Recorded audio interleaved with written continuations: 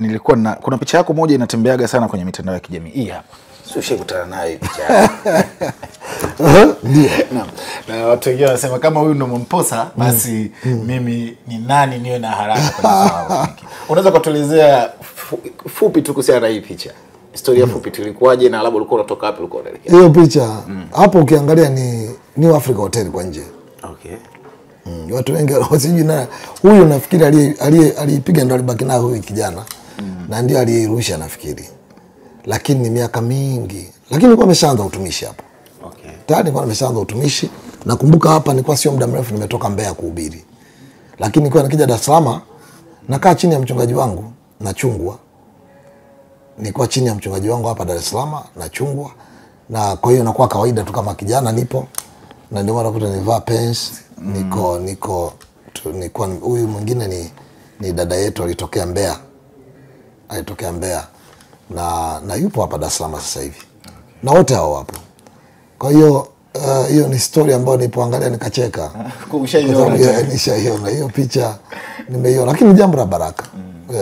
Na watu lazima wajue kwamba utumishi mtu anaweza kaona uko hapa lakini hajui umetoka wapi. Hapo tayari nilikuwa nimeshaanza kuhubiri mikutano, nimeshaanza kuhubiri huduma, injili kila mahali huko ninazunguka, lakini nikirudi Dar es Salaam nakaa chini ya mchungaji kwa nakuwepo kama kijana. Nakushukuru sana. Amen. Ubarikiwe sana. Asante sana. Mungu akubariki. Asante sana. Mimi nashukuru tumekuwa na mambo ya baraka na naamini taifa letu tutaendelea kuliombea na nyinyi Mungu awabariki sana. Nashukuru sana. Amen. Asante sana. Nikaona tazama picha. Naangalia mahali tulipotoka. Naangalia maisha tuliyoishi. Unatutazama saa hii tunabadilishia nguo. Tulikuwa hatuna nguo za kubadilisha. Na tulikuwa tumekoka. Ukivaa socks zimetoboka. Unatizama maisha yaliyokuwa yako. Tulikuwa na foronya za mto wala kwenye makochi moja tu, tena inayokuja na mito haifanani na rangi yake. Sijui ilikuwa ni rangi ya binzari, nafikiri kwa rangi ya binzari. Ikifuliwa wageni wakija wanakaa kwenye mito ambayo haina foronya. Hatuna hela ya kununua. Wengine hawaelewi hiki. Unisikilize. Kabati yetu ya kwanza ya vyombo tulichongesha shilingi 5,000. Tulilipa karibu mwaka. Tunalipa 5,000. Unasema kasege inawezekana. Mshahara wangu ulikuwa shilingi 1,800 na mangapi mke wangu anakumbuka? Na 400 mke wangu anakumbuka. 1,400 afisa mipango na udhibiti daraja la 3. 1,400. Unachongesha kabati ya shilingi 5,000. Una familia. Tulilipa kidogo kidogo. Hatukuwa na kabati ya nguo. Tulikaa mahali ambako kulikuwa na hoteli ya zamani. Sijui kilichowapata wale watu wa hoteli, labda walikuwa wanabadilisha vitu, walikuwa na sisi tulipewa sehemu mahali fulani pa kukaa hapo. Ghafla tukaona mchana watu wanarusha, wanapeleka kabati ya nguo, wanaitupa kwenye jarala. Nikamweleza mke wangu, nikamwambia wanatupa ile kabati. Wanatupa ile kabati. Hawa watu wana shida gani? Nimwambia tuombe kwa Mungu aifunike hiyo kabati, awapige upofu watu wasione, kwa sababu tulikuwa na mpango wa kwenda kuichukua. Wao na Mungu alitusikia. Imefika giza, hakuna mtu ameichukua. Tukateremka mimi na mke wangu. Sikwambia disi ni kitu cha kweli. Tukaenda kwenye lile jalala.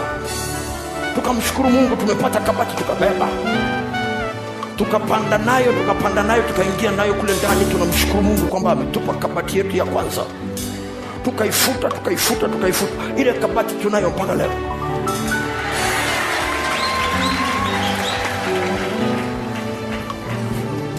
Tunatizama. Sijajua kwa nini kitu kilinijia. Sijajua kwa nini asubuhi kilinijia. Naamini Mungu alikuwa anajaribu kunisemesha, no, ule ujumbe unajua utaki kuusema ujumbe leo, lakini ni ujumbe wa leo, ni ujumbe wa leo. Tazama ulikotoka. Nilikuja kufahamu baadaye sana.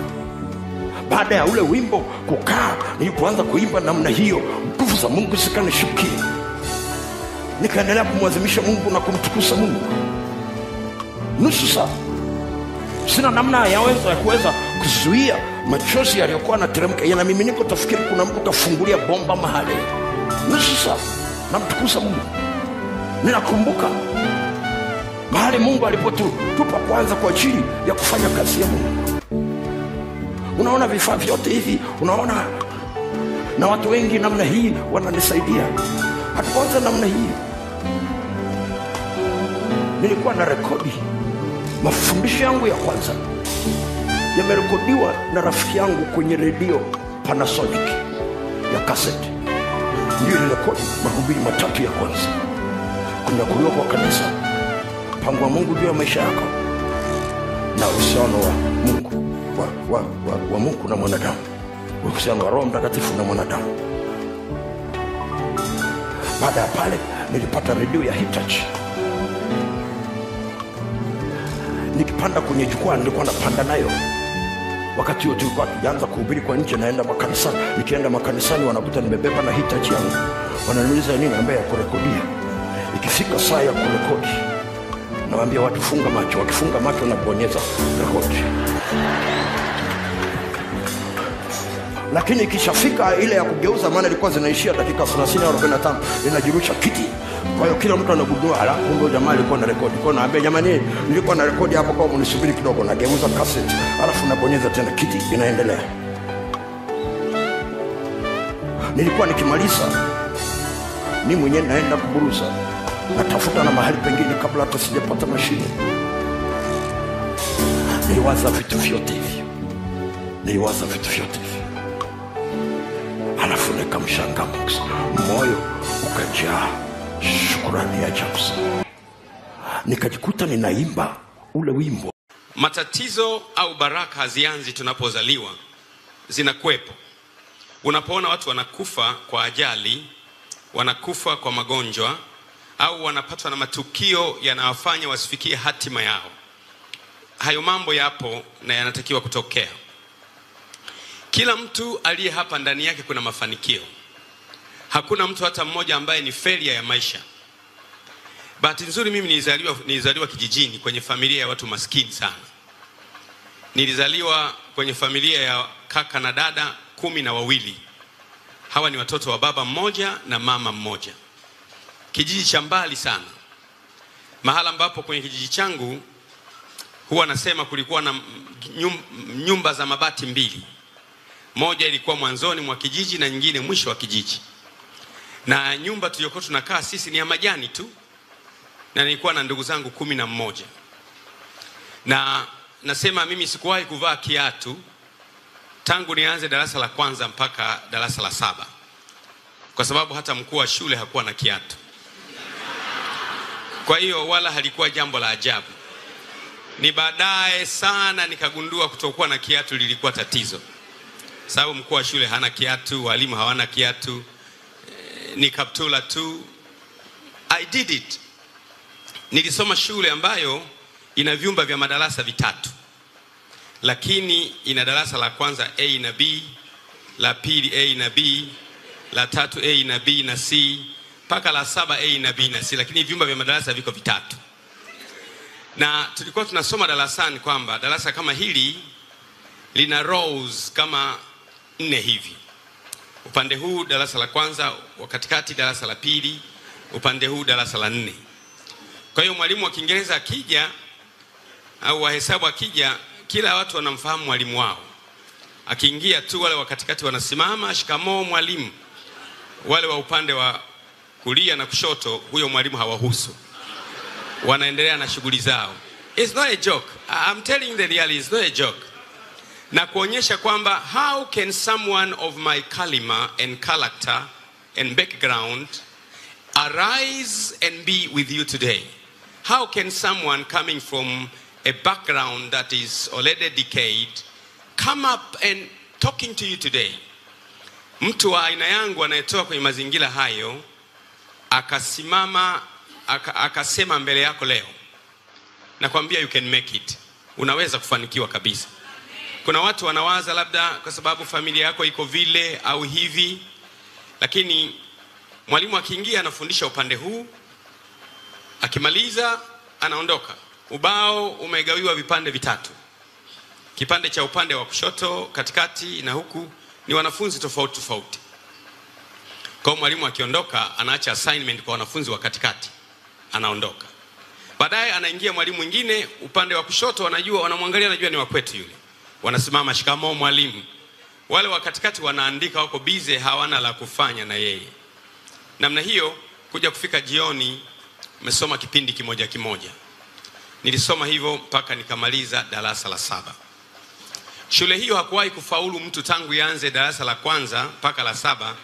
Hajawahi kwenda mtu shule ya kata wala shule yoyote. Ni haiwezekani, kwa sababu kwanza ndani ya darasa hakuna viti. Watu wote tumelala chini. Una daftari lako pale, wenye madaftari nao ni wachache, lakini mnaandika chini. Lakini mmelala chini. Sasa mwandiko uliozoea kuandika umelala chini, baadaye uende sekondari ukaweka kwenye kiti, mwandiko unaharibika zaidi. Natamani waambie bwana nishusheni chini pale. Kikaa chini unaandika vizuri zaidi. This is my life. Kijiji kiko mpaka leo kinaitwa Kabale. Now then, how is that possible for someone to arise from the ashes? Anawezaje mtu sasa kutoka kwenye mavumbi yale na akakama hapo mpaka pale? Inawezekanaje? Inawezekanaje? Kama alivyosema huyo aliyekuwa anafundisha, nimefundisha mataifa mengi, wanafunzi wa vyuo mbalimbali, nimefundisha Japani, karibu miji yote, nimefundisha Marekani, nimefundisha Switzerland, nimefundisha Norway, nimefundisha kila mahali. So I know what I'm talking. Najua ulichonacho na unachowaza. I don't talk religion, I talk life. Siongei dini, mimi ni mwalimu wa maisha. Na wanaonifuata wote wanajua maisha. I talk life. Dini zilitukuta tukiwepo. Yesu Kristo alipozaliwa mwaka ule wa kwanza, watu walikuwepo wanaishi. Yesu hakuwepo, lakini maisha yalikuwepo. Mtume Muhammad sallallahu alaihi wasallam alipoanza miaka 500 baada ya Kristo, aliwakuta watu wapo. Buddha alipoanza miaka 900 kabla ya Kristo, watu walikuwepo wanaendelea na maisha. Au Bahai au yoga au Christian, waite wote wale, watu walikuwepo kabla ya wao. Kwa hiyo mimi naongea maisha. Maisha hayana dini. Maisha, the focus of life is to be happy. Mtazamo wa maisha ni kuwa na furaha. Dini zilikuja baadaye kama njia ya kuwasaidia watu kumjua Mungu in a better way. Dini ni kama sahani iliyobeba pilau. Cha muhimu ni pilau pamoja na sahani. Lakini by the way, huwezi kula sahani. Unakula tu wali, pilau, sahani unaiacha. So when I talk today, I'm not talking to your religion or to my religion. I am talking to life. I want to bring you from the lower part to the upper part. I want to give you the experience that took me from where I am to where we are going.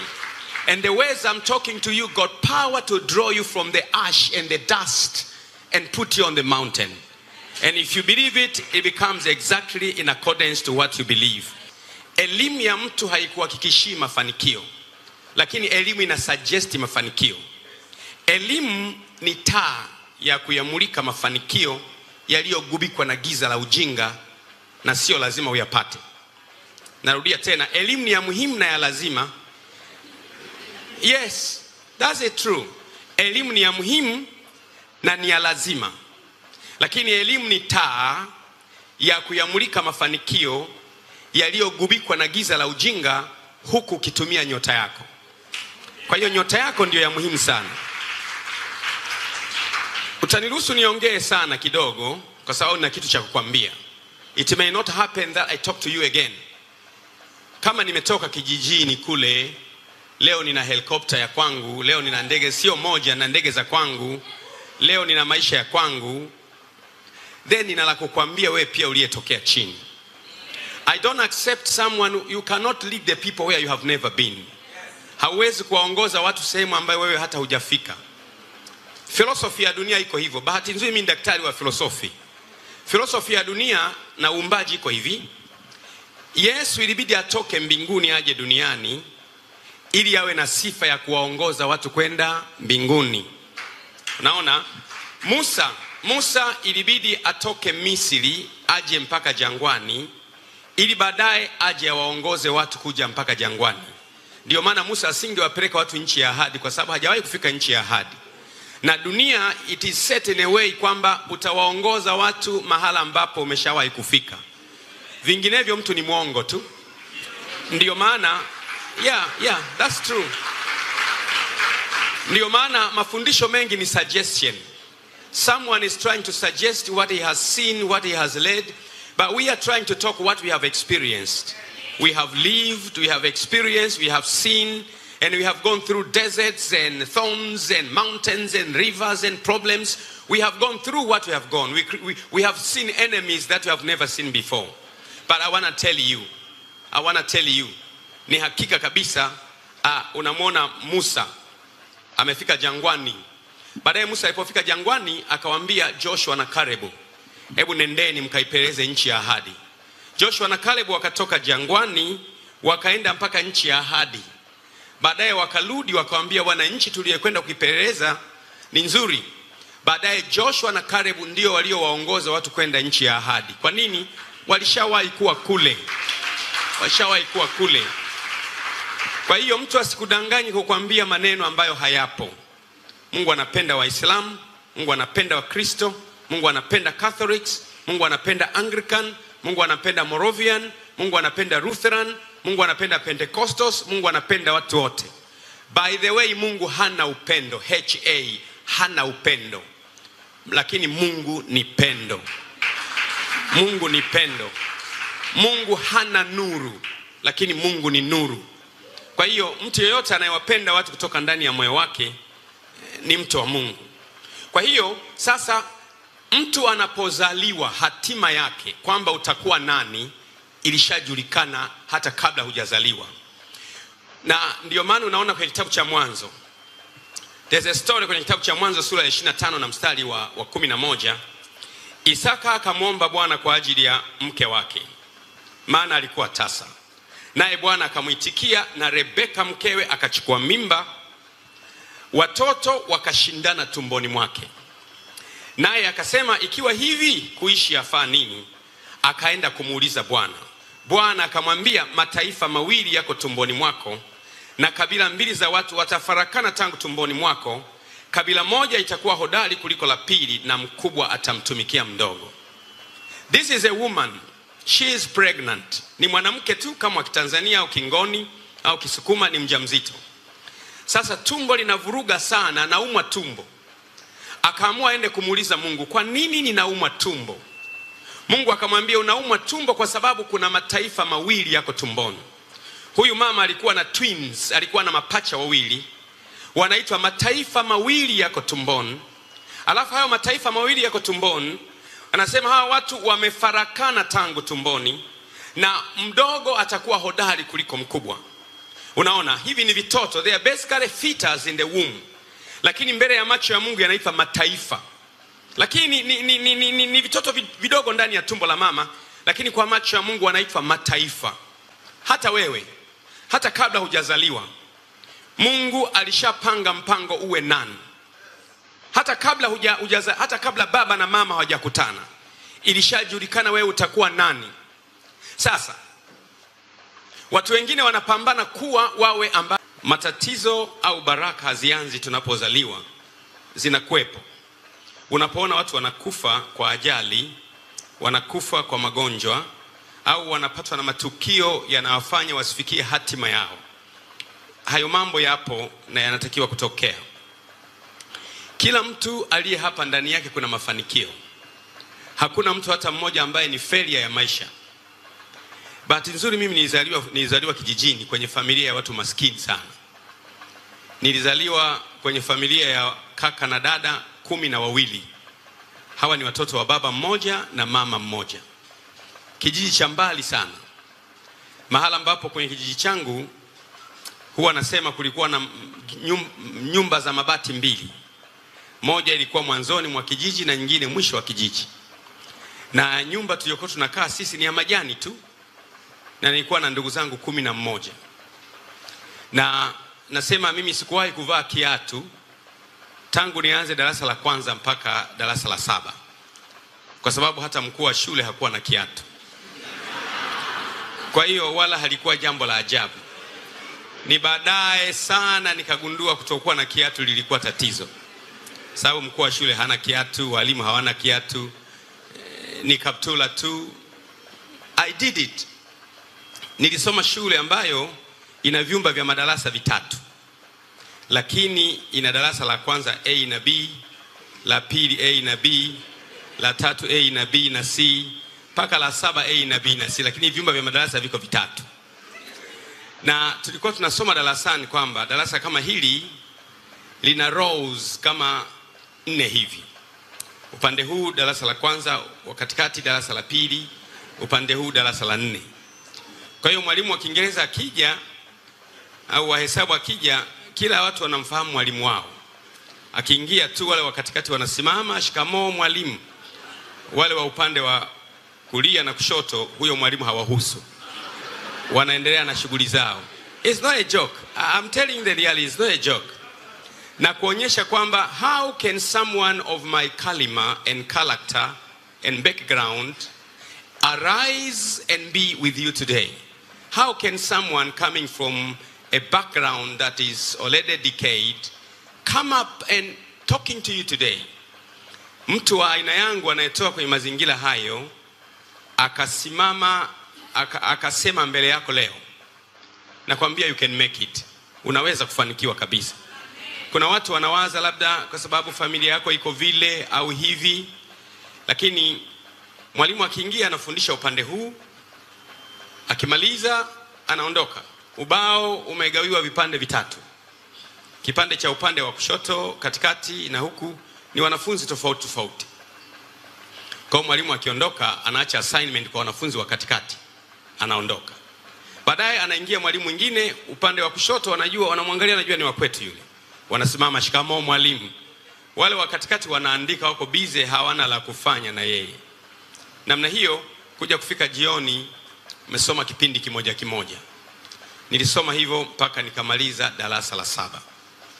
Shule hiyo hakuwahi kufaulu mtu tangu ianze darasa la kwanza mpaka la 7. Hajawahi kwenda mtu shule ya kata wala shule yoyote. Ni haiwezekani kwa sababu kwanza ndani ya darasa hakuna viti. Watu wote tumelala chini. Una daftari lako pale, wenye madaftari nao ni wachache lakini mnaandika chini. Lakini mmelala chini. Sasa mwandiko uliozoea kuandika umelala chini, baadaye uende sekondari ukaweka kwenye kiti, mwandiko unaharibika zaidi. Natamani waambie bwana nishusheni chini pale. Kikaa chini unaandika vizuri zaidi. This is my life. Kijiji kiko mpaka leo kinaitwa Kabale. Now then how is that possible for someone to arise from the ashes?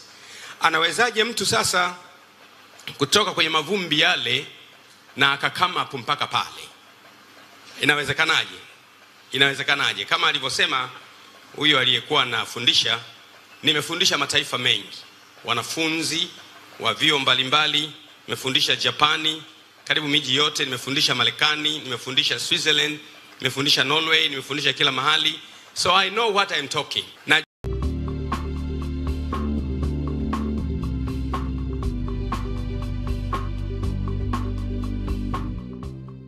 After conducting the Sunday service, Prophet TB Joshua would usually join the members in the canteen. He serves water to the members.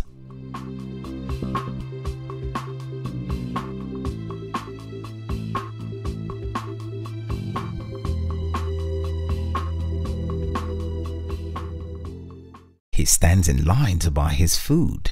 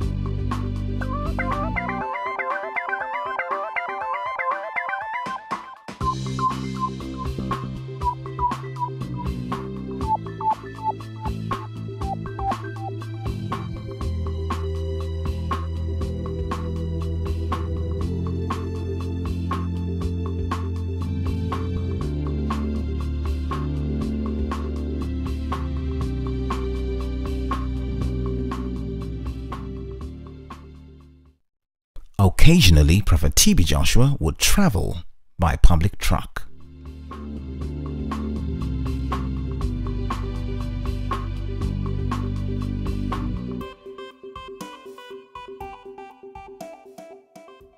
As busy as he was, Prophet TB Joshua regularly took time out of his busy schedule to join the workers preparing food in the kitchen.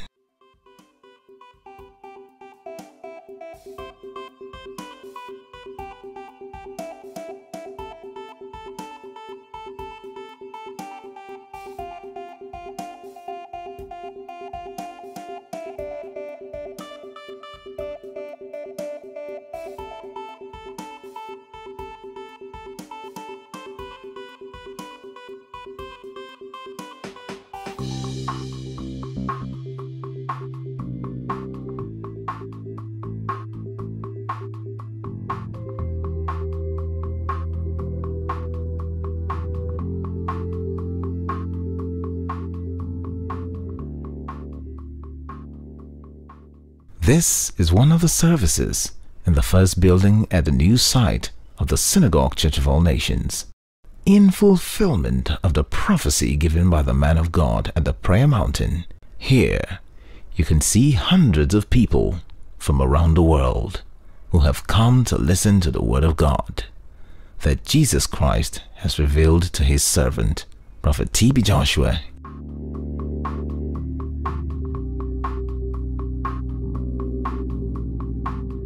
Prophet TB Joshua takes time out during the service to visit the children in the Sunday school department. The children, overjoyed to see their pastor, greet him with hugs and laughter. Look at the joy on Prophet TB Joshua's face as he greets the children.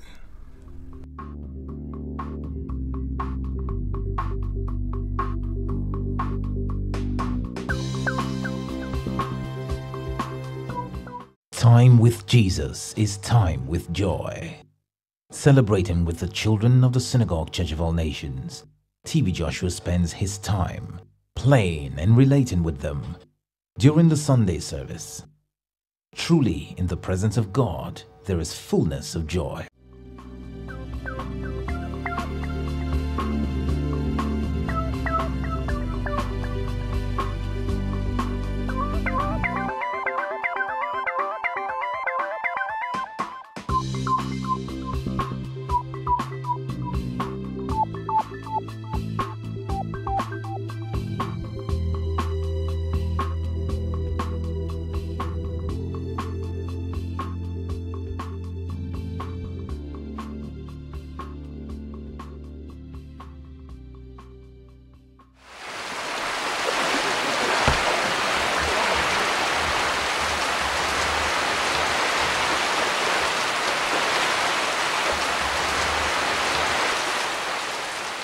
During the rainy season, heavy rainstorms continue to flood the entire church premises.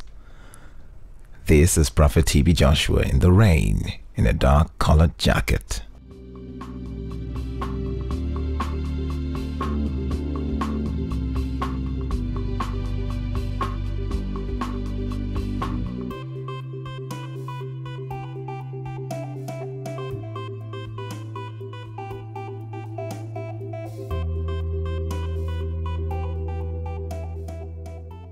Prophet TB Joshua works alongside the members to rebuild a wall that had been destroyed by the storm.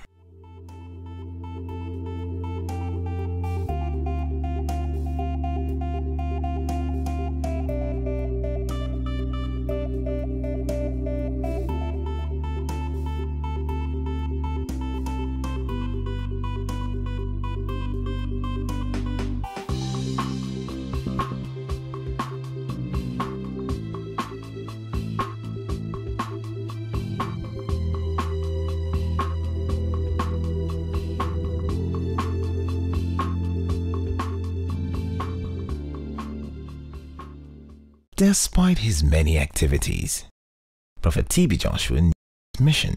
He knew who he was and what he was about. Nothing could take his mind, time, and energy from preaching the Word of God every single service day.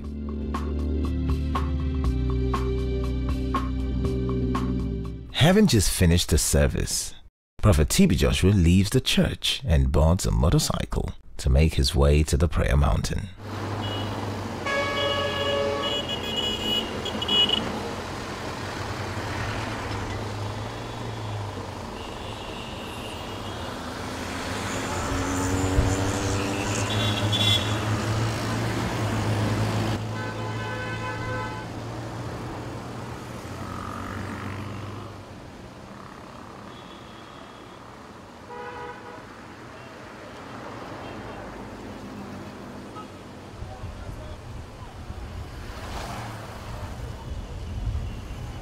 Here is Prophet TB Joshua surveying the church premises after heavy rain had once again caused flooding.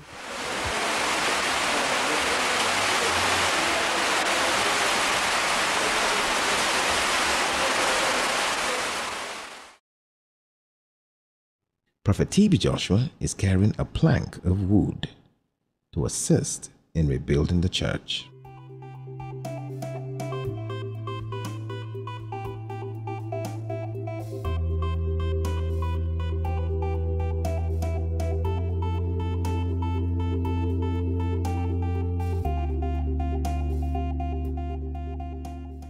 Prophet TB Joshua is packing sand along with members of the church to repair the damage that was caused to the first church structure due to the heavy rainstorm.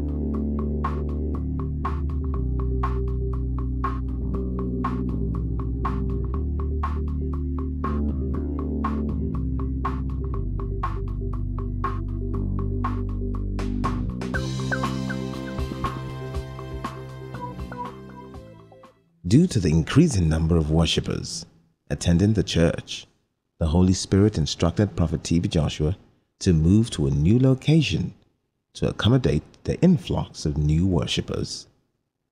In 1994, the church moved to Ikotun Egbe, Lagos, Nigeria. This is the fourth building of the Synagogue Church of All Nations, the first building at the new site.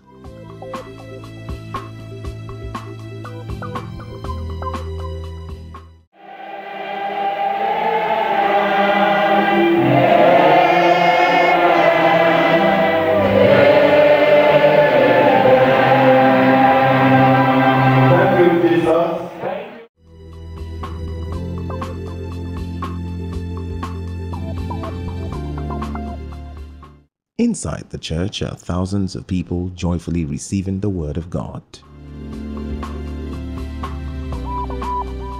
After the service, the man of God returns by motorcycle to his personal place of sanctuary, his own prayer mountain, located 15 minutes from the church.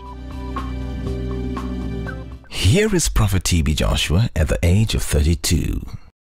He was the overseer of the Synagogue Church of All Nations, while at the same time cleaning the toilets of the church every day for 3 years.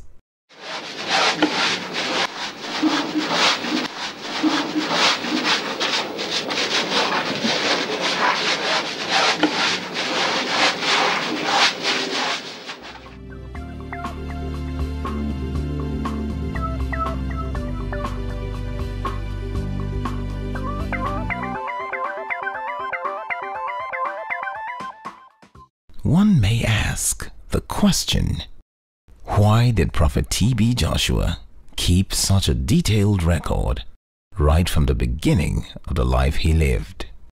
He is a man of vision, and his vision was inspired by the Holy Spirit. It has God behind it for its accomplishment.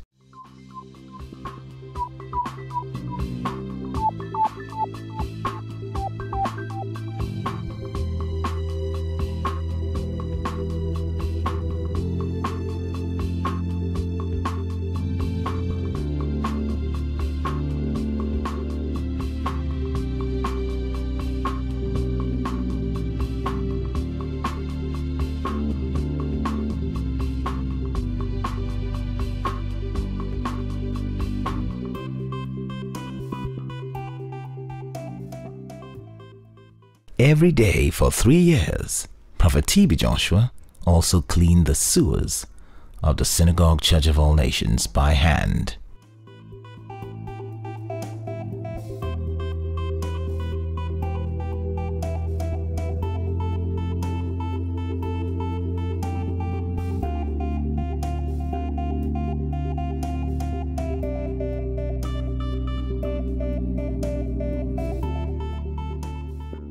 Hundreds of benches and fans were installed inside the new church for the thousands of members that came daily to attend the services. Not only did Prophet T.B. Joshua minister to the congregation, he also gladly and faithfully cleaned the fans and benches daily. There were hundreds of them. He cleaned them all.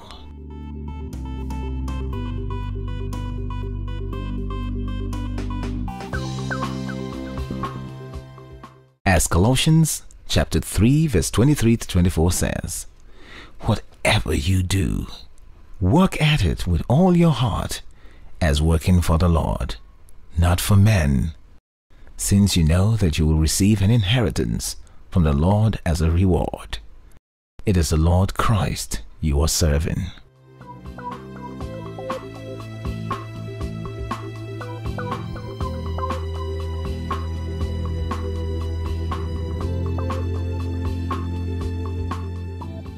He is seen here cleaning the floor of the entrance to the church.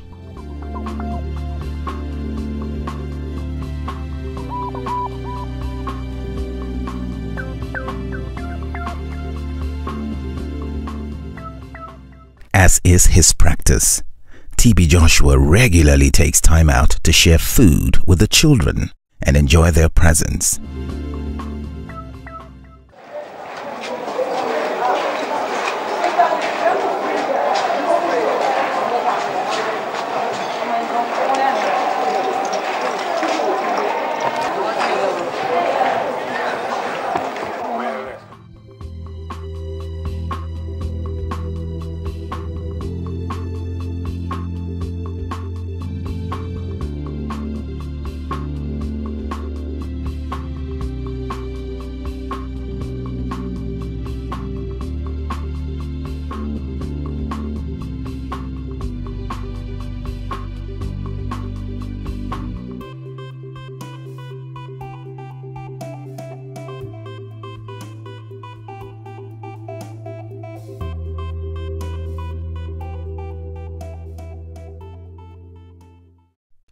Occasionally, T.B. Joshua can be found sitting among the children in their Sunday school class and visiting the babies in the nursing mother section of the church.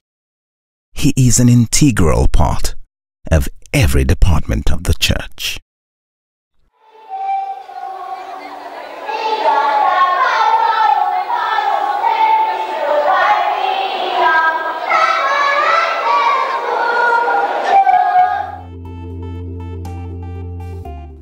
TB Joshua is returning from a quiet moment of devotion in prayer at the Prayer Mountain to resume his activities at the church.